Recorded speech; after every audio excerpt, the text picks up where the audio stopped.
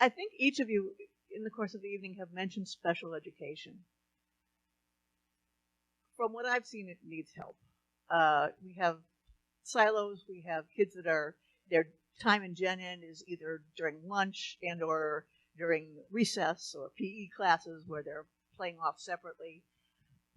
There is a push among parents for inclusive education. What does inclusive education look like to you? How can we get these kids out of sequestered classrooms and into the general education classrooms? John, it's you. Still writing notes. So special education is, the interesting thing about special education is, to me, it's just a term. It's when it comes to, because I'm not a labeler. It drives, like I talked about it earlier in regards to highly capable. I don't like labeling anybody. When it comes to kids who, they call them special needs, it drives me nuts because I'm like, they're just kids that need extra help. You know, maybe there's a diagnosis that some doctor gave them a diagnosis. And I'm in the medical field, so there's a lot of diagnoses out there in regards to people. They put a few symptoms together and they say, hey, you're this, or you're this, or you're this. I like to look at any child as you are who you are. What do you need to have some extra help? An example is my son is in first grade. He needed extra help in reading and writing last year. So he took advantage of some of the systems within Ella Baker to get extra reading help and extra writing help. And he improved throughout the year, and he ended up going back to his regular class. So I think there are some processes that are already in place in regards to those very specific types of things. But when it comes to kids that are very, you know, there's different levels of autism, obviously. There's different levels of ADHD. When it comes to kids that get those specific diagnoses, because, you know, that's probably part of what we're talking about, sensory issues, those types of things.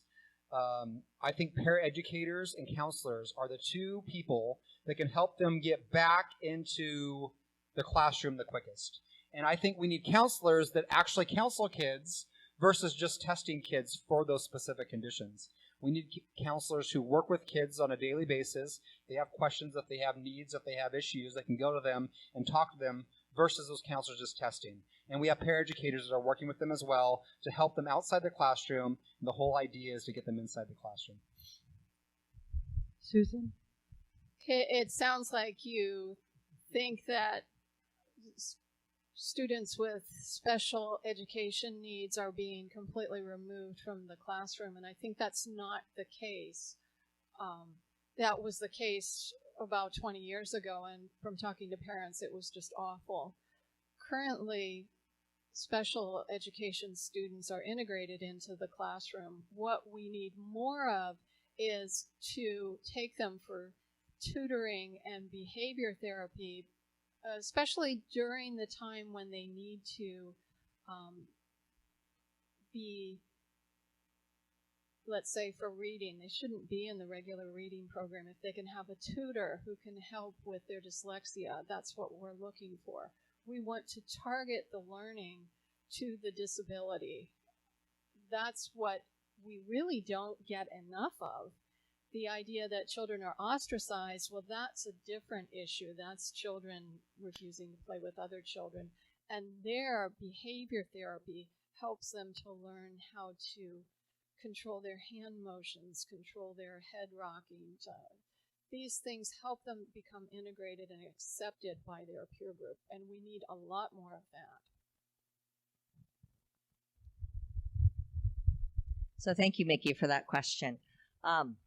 Inclusion in the special education area has been a very hot topic, I guess I would say at this point in time. It's being advocated for very strongly nationwide as well as here, and as well it should. Inclusion is speaking to that a student with special needs should be served in the regular education classroom to the highest percentage possible.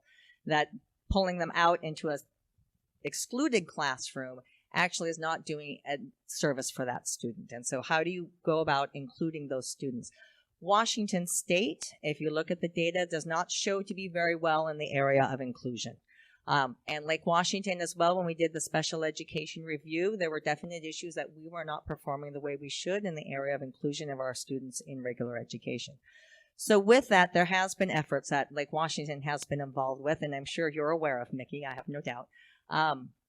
With that, we have been working for the last year, it's preschool is more specifically where we've been doing a lot of the work. So I've been working with the University of Washington to design the inclusion model to be able to do it. They call it a 50-50. So we'll have 50 regular developing, typical development. I'm trying to remember the actual terminology, and correct me if I'm wrong, Mickey, as to what it should be.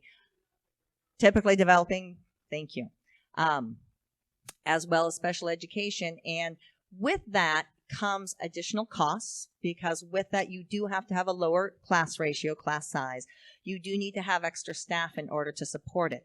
Those are investments we're making, and those are the pieces that we have going forward. So we're going to be piloting this at this point in time. We visited a school district down in Westland, Oregon, to look at the inclusion model that they're using and which to do it. Our superintendent, Dr. Stavum, actually comes from a district that has a much higher inclusion practice than we have.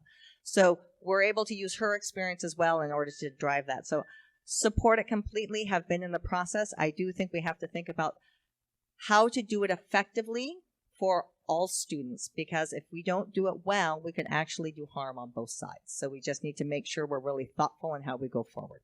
Thank you.